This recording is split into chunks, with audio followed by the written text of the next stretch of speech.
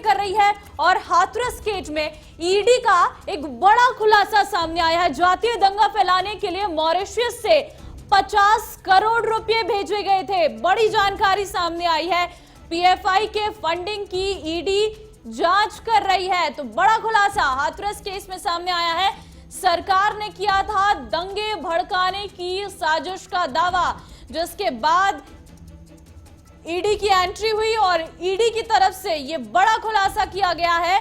बड़ी रकम दंगा फैलाने के लिए मॉरिशस से भेजी गई थी। अब इस पूरे मामले पर जांच की जा रही है, जहां एक तरफ लगातार हाथरस मामले में एसआईटी की टीम जांच कर रही है, तो वहीं दूसरी तरफ ईडी की तरफ से इसमें एक बड़ा खुलासा किया गया है। अब देखना यह होगा कि आखिर कौन कौन लोग इस पूरे मामले पर लिप्त है, ये सामने आएगा, क्योंकि उत्तर प्रदेश की सरकार ने यह दावा किया था कि कुछ वेबसाइट के जरिए इस पूरे मामले पर जातीय सांप्रदायिक दंगा फैलाने की कोशिश की जा रही थी।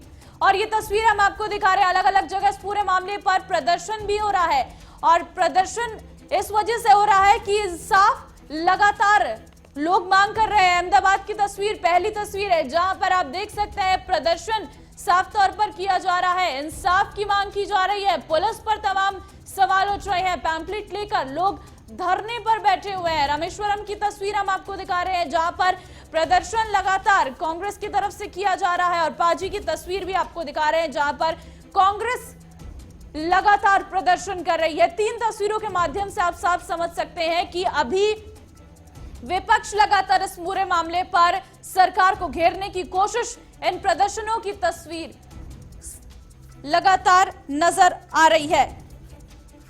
सुनील सिंह साजन इस पर क्या कुछ कह रहे हैं, जरा वो भी सुन लीजिए। देखिए, हाथरस की घटना में योगी सरकार का भयावह चेहरा देश के सामने, प्रदेश के सामने आया है।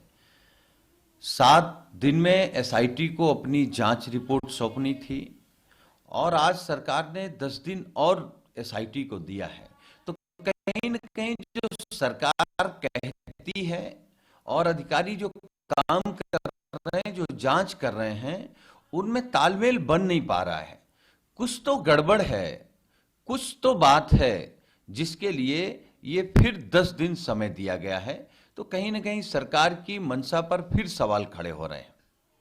देखिए, माननीय सर्वोच्च न्यायालय की कल की टिप्पणी कि हाथरस की घटना असाधारण घटना है, पूरे देश में इसी बात को लेकर के गुस्सा है। और कम से कम जो देश को भरोसा था अपनी न्यायपालिका पर, वो कल सर्वोच्च न्यायालय ने ये टिप्पणी करके साबित कर दिया कि देश संविधान से चलेगा, किसी तानाशाह से नहीं चलेगा, तानाशाही रवैये से नहीं चलेगा। और माननीय सर्वोच्च न्यायालय ने परिवार को धमकाने को लेकर के उनकी सुरक्षा बढ़ाई जाए, उनकी सुरक्षा का इंतजाम किया जाए, गवाह न टूटें, इस पर भी सरकार को सख्त निर्देश दिए हैं। तो सरकार कहीं न कहीं सर्वोच्च न्यायालय की भी नजर में घेरे में है।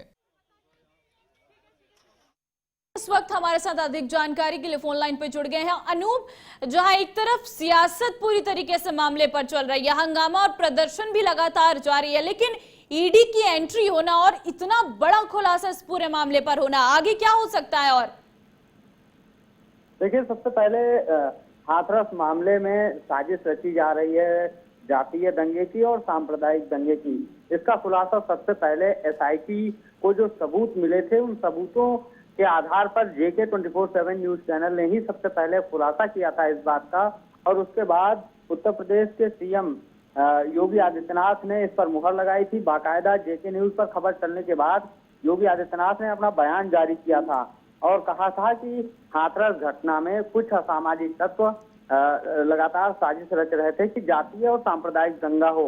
इसमें कुछ ऑडियो रिकॉर्डिंग्स, कुछ फोटोग्राफ एसआईटी को मिले थे, जिसके बाद साइबर सेल और यूपी पुलिस ने अलग अलग जगहों पर मुकदमे दर्ज किए, हाथरस और लखनऊ में, और इसकी जांच कई अलग अलग टीमें बनाकर शुरू की गई।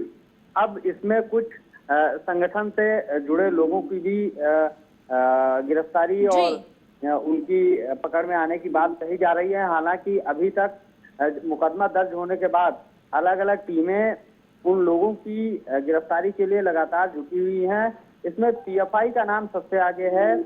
और ये जो पैसा इन लोगों को फंडिंग की गई है, इसमें खबर आ रही है कि ये विदेशों तक से पैसा लाया गया है।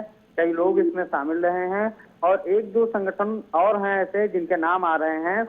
आगे आने वाले दिनों में उन लोगों की भी गिरफ्तारी पुलिस कर सकती है। लेकिन तो खास अनूप, तौर पर अगर जो विपक्ष फंडिंग की बात करें, तो वो ये बोल रहा है कि सरकार अपनी नाकामी को छुपाने के लिए ऐसा बोल रही है। ऐसा कुछ भी नहीं था। सरकार जब भी दबती है तो इस तरीके से साजिश का बहाना बना देती है।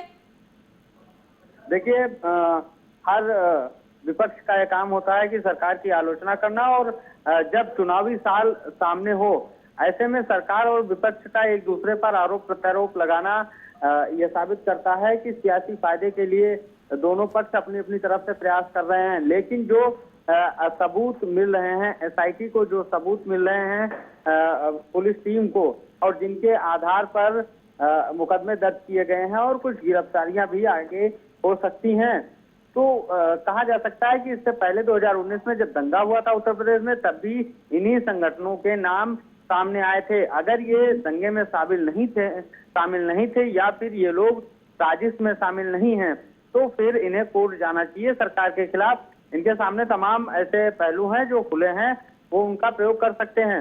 लेकिन आरोप प्रत्यारोप दूसरा मुद्दा हो गया।